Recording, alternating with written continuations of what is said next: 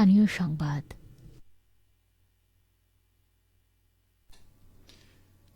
আসসালামু আলাইকুম। বাংলাদেশ বেতার রাজশাহী স্থানীয় সংবাদ পড়ছি মাহমুদ শওকত। স্নায়ু বৈচিত্র্যকে বরণ করে টেকসই সমাজ গড়ে এই প্রতিপাদ্যে 18তম বিশ্ব অটিজম সচেতনতা দিবস উপলক্ষে আজ রাজশাহীতে আলোচনা সভা অনুষ্ঠিত হয়েছে। সকালে জেলা প্রশাসকের সম্মেলন কক্ষে সমাজসেবা অধিদপ্তরের উদ্যোগে এ সভা অনুষ্ঠিত হয়। আলোচনা সভায় সভাপতিত্ব করেন জেলা প্রশাসক আফিয়া আখতার।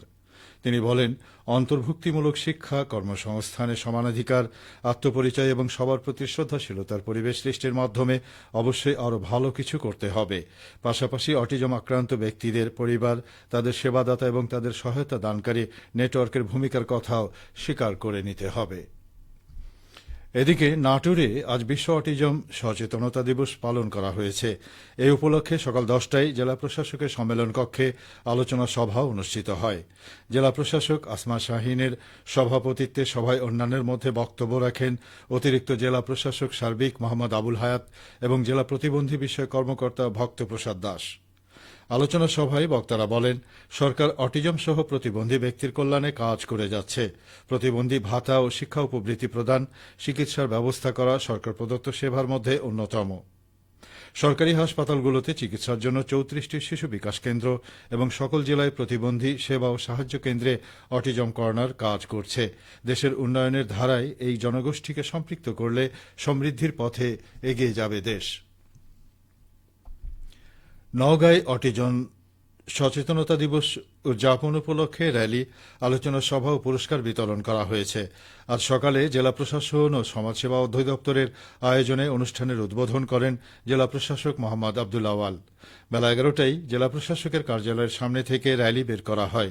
র্যালিটি বিভিন্ন সড়ক প্রদক্ষিণ করে পুনরায় সেখানে গিয়ে শেষ হয় এবং জেলা প্রশাসকের সম্মেলন কক্ষে আলোচনা সভা অনুষ্ঠিত হয়। সভায় অটিজম সচেতনতা তুলে ধরে বক্তারা অটিস্টিক ও বুদ্ধি প্রতিবন্ধী শিশুর সঠিক চিকিৎসা ও পরিচর্যার উপর গুরুত্ব আরোপ করেন। সেক্ষেত্রে অভিভাবকদের সচেতন থাকার পরামর্শ দেওয়া হয়। আলোচনা সভা শেষে শিক্ষার্থীদের মাঝে পুরস্কার বিতরণ করা হয়। আলোচনা সভায় অতিরিক্ত জেলা প্রশাসক এইচ ইরফান উদ্দিন আহমেদ, জেলা সমাজসেবা অধিদপ্তরের উপপরিচালক নূর মোহাম্মদ, বিভিন্ন অটিস্টিক ও বুদ্ধি প্রতিবন্ধী শিক্ষা প্রতিষ্ঠানের শিক্ষক, চিকিৎসক, শিক্ষার্থী ও অন্যান্যরা উপস্থিত ছিলেন। পাবনা জেলা প্রশাসক মোহাম্মদ মফিজুল ইসলাম বলেছেন, অদম্য ইচ্ছায় মানুষকে লক্ষ্যে পৌঁছে দেয়। ভালো কাজের জন্য লক্ষ্য উদ্দেশ্যই বড় কথা। ফলে মানুষের সেবার জন্য ভালো মানসিকতা প্রয়োজন। আজ দুপুরে পাবনা জেলা প্রশাসক সম্মেলন কক্ষে জেলা এনজিও বিষয়ক সমন্বয় কমিটির সভায় তিনি এসব কথা বলেন। সভায় প্রথমেই মার্চ মাসের কার্যক্রম তুলে ধরা হয়। এনজিও প্রতিষ্ঠানগুলো তাদের লভ্যাংশ, জনসেবামূলক এবং পাবনার জন্য কতটুকু ব্যয় করা হচ্ছে তার প্রতিবেদন জমা দিতে নির্দেশ দেন জেলা প্রশাসক। তিনি বলেন, এনজিওর মূল উদ্দেশ্য হল মানুষের সেবা করা, মানুষের জীবনযাত্রার মান উন্নয়ন করা। এনজিও থেকে মানুষ লাভবান হচ্ছেন কিনা সেটি যাচাই করতে হবে। সভায় জেলা সমাজসেবা কার্যালয় পাবনার উপপরিচালক রাশিদুল কবির, জেলার সহকারী কমিশনার ইসরাত তাসনিম বর্ষা সহ জেলার সকল এনজিও প্রতিষ্ঠানের প্রধানরা উপস্থিত ছিলেন। চাঁপাইনবাবগঞ্জের বরেন্দ্র অঞ্চলে সবুজে ভরে উঠেছে ফসলের মাঠ। বিস্তীর্ণ মাঠ জুড়েই এখন সবুজের সমারোহ। বোরো ধানের শীষে দোল খাচ্ছে কৃষকের বুক ভরা স্বপ্ন। ধান গাছের সবুজ পাতার কাঁচা শীষ দেখে আনন্দে আত্মহারা কৃষক। যথাসময়ে জমিতে সার, কীটনাশক প্রয়োগ ও নিবিড় পরিচর্যার কারণে বোরো ধানের বাম্পার ফলনের আশা করছেন কৃষক ও কৃষি সম্প্রসারণ অধিদপ্তর। কৃষকরা জানান, কৃষি সম্প্রসারণ অধিদপ্তরের সহযোগিতা ও পরামর্শে বোরো ধান গতবারের চেয়ে এবার ভালো হয়েছে। বৈশাখ মাসের মাঝামাঝি ধান কাটা শুরু হবে।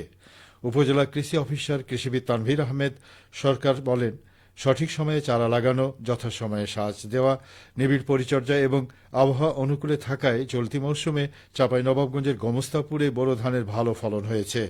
পোকামাকড় আক্রমণ না করে এমন ধান লাগানোর জন্য কৃষকদের পরামর্শ প্রদান করা হয়েছে। চলতি বছর ধানে তেমন রোগবালাই নেই। আগামী 10 থেকে 15 দিনের মধ্যে ধান কাটা শুরু হবে। আবহাওয়া অনুকূলে থাকলে বাম্পার ফসলের সম্ভাবনা রয়েছে। খেলার খবর, ক্রিকেট। বগুড়া জেলা ক্রীড়া সংস্থার আয়োজনে আজ থেকে শহীদ চান্দু স্টেডিয়ামে ডিএসএ কাপ টি-20 ক্রিকেট টুর্নামেন্ট শুরু হয়েছে। জেলা প্রশাসক হোসনা আফরোজা সকালে টুর্নামেন্টের উদ্বোধন করেন। অনুষ্ঠানে বিশেষ অতিথি ছিলেন বগুড়ার পুলিশ সুপার জেদানুল মুসা। এই সময় জেলা ক্রীড়া সংস্থার সদস্যরা উপস্থিত ছিলেন। প্রতিটি দলে 2 জন বহিরাগত খেলোয়াড় অংশ নিতে পারবে। টুর্নামেন্টে মোট 18টি দল 6টি গ্রুপে ভাগ হয়ে অংশগ্রহণ করবে। প্রতিটি গ্রুপের চ্যাম্পিয়ন দল নিয়ে নকআউট পর্ব অনুষ্ঠিত হবে। নকআউট পর্ব শেষে সেমিফাইনাল ও ফাইনালের তারিখ নির্ধারণ করা হবে। দর্শকদের জন্য স্টেডিয়ামের গ্যালারি উন্মুক্ত থাকবে। সবশেষে আবহাওয়া। আজ দুপুর 2টায় রাজশাহীতে তাপমাত্রা ছিল 35.5 ডিগ্রি সেলসিয়াস।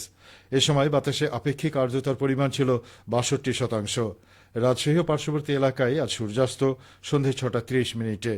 সংবাদ শেষ হল।